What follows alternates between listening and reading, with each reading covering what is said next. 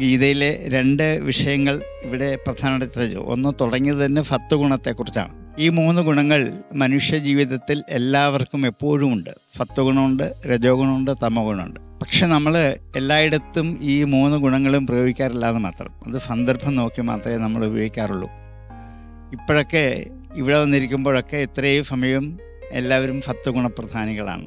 കാരണം ബാക്കിയൊന്നും വരില്ല, ക്ഷോഭം വരില്ല, മറ്റൊന്നുമില്ല. പക്ഷെ ഇതിനെ പുറത്തിറങ്ങുമ്പം ഇതൊക്കെ അങ്ങ് മാറും. ഇതൊക്കെ അങ്ങ് മാറിയിട്ട് നിങ്ങളുടെ അടുത്ത സ്വഭാവം രജോ ഗുണം നിങ്ങളുടെ ഉള്ളിൽ കാണാൻ പറ്റും. കാരണം പരസ്പരം പഴി പറയുക, ആക്ഷേപം പറയുക, അത് തെറ്റിപ്പോയി, ഇത് ശരിയായില്ല, ഇത് രജോ ഗുണത്തിൻ്റെ ഒരു ആധിക്യം കൊണ്ടാണ്.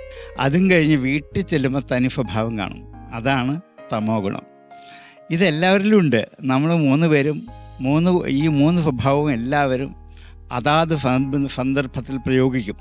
ഗീത മനോഹരമായി ആരൊക്കെ ഏതൊക്കെ സന്ദർഭത്തിൽ ഈ ഗുണങ്ങളെ ഒരധ്യായം തന്നെ ഞാൻ വേണ്ടി വെച്ചിട്ടുണ്ട്. ഓരോ ഗുണങ്ങളെക്കുറിച്ച് പറഞ്ഞ് മനസ്സിലാക്കാൻ. അത് ശരിക്കും പഠിക്കുമ്പോൾ നമുക്ക് അത്ഭുതം തോന്നും. ഇത്രയ്ക്ക് മനുഷ്യ മനസ്സിനെക്കുറിച്ച് സ്വാമിജി പറഞ്ഞ പോലെ മനഃശാസ്ത്രജ്ഞന്മാരെക്കുറിച്ച് മനുഷ്യൻ്റെ മനസ്സിലെ ഗൂഢഭാവങ്ങളെക്കുറിച്ച് ചിന്തിക്കാൻ കഴിയുന്നതാണ് ഗീത. അതുകൊണ്ട് ഈ ഗുണങ്ങളെക്കുറിച്ച് നിങ്ങൾ നന്നായി തിരിച്ചറിഞ്ഞിട്ട് ഈ 3-ൽ ഏറ്റവും പ്രധാനം സത്വഗുണമാണെന്നറിഞ്ഞ് മറ്റ് 2 ഉപേക്ഷിച്ച് സത്വത്തിലെത്തി പതുക്കെ സത്വവും ഉപേക്ഷിച്ച് കളഞ്ഞാൽ ലക്ഷ്യത്തിലേക്ക് എത്താൻ പറ്റും എന്നൊരാശയമാണ് ഗീത നമുക്ക് നൽകുന്നത്. നമുക്ക് വേണമെങ്കിൽ ജീവിതത്തിൽ കുറേശ്ശെ ഒന്ന് പ്രയോഗിച്ച് നോക്കാൻ പറ്റുന്ന ഒരു തലമാണ് ഗീത കാണിച്ചത്. പിന്നെയുള്ളത് പ്രശ്നോപനിഷത്തിൽ പിപ്പലാദ മുനിയോട് ചോദിക്കുന്ന ഒരു ചോദ്യമാണ്. കുട്ടികൾ വന്നിട്ട് ആദ്യം ചോദിക്കുന്നത്, ഇവിടെ പ്രാണൻ എങ്ങനെയുണ്ടായി? അപ്പോൾ സൂര്യനുണ്ടായി, അന്നം എവിടുന്നുണ്ടായി? ചന്ദ്രനുണ്ടായി. അപ്പോൾ സൃഷ്ടി എങ്ങനെ ഉണ്ടായി? ഈ പ്രാണനും അന്നവും ചേർന്നപ്പോൾ സൃഷ്ടി. ഇത്രയേ ഉള്ളൂ.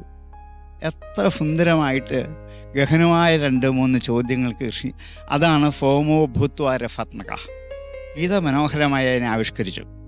അവിടെ സോമനായി തീർന്നിട്ട്. കാരണം ഓഷധികളുടെ ഈശനാണ് സോമൻ അല്ലെങ്കിൽ ചന്ദ്രൻ. ചന്ദ്രൻ രാത്രി തൻ്റെ നിലാവ് ഭൂമിയിലേക്ക് ഒഴിക്കുന്നത് എല്ലാ ചെടികൾക്കും വെള്ളത്തിനും ഔഷധവീര്യം ഉണ്ടാക്കി കൊടുക്കാനാണ്. അങ്ങനെ ചന്ദ്രരശ്മികളെക്കുറിച്ച് ശരിക്കും പഠിച്ചവരാണ് ഭാരതത്തിലെ ഋഷിമാരൊക്കെ. സൂര്യനെക്കുറിച്ച് മാത്രമല്ല.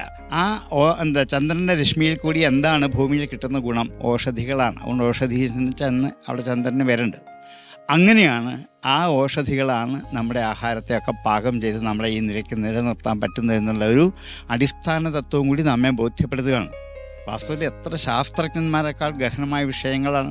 അടുത്തത് തന്നെ വരുന്നത് എന്താണ്? ഇവിടെ നിൽക്കുന്ന നമ്മൾ ഈ 5 പ്രാണനകത്തുണ്ട്. പ്രാണ, അപാന, ഉദാന, സമാന, വ്യാനങ്ങൾ. അത് 5ഉം അകത്ത് പ്രവർത്തിച്ച് 5 ജോലി ചെയ്യുന്നുണ്ട്. നമ്മുടെ ഉള്ളിലുള്ള ആഹാരത്തെ പാകപ്പെടുത്തുന്നതാണ് സമാനൻ്റെ ജോലി എന്നിങ്ങനെ പറയും.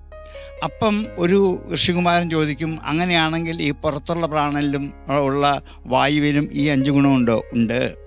അതും ഋഷി അവിടെ വരച്ചു കാണിച്ചു കൊടുക്കും.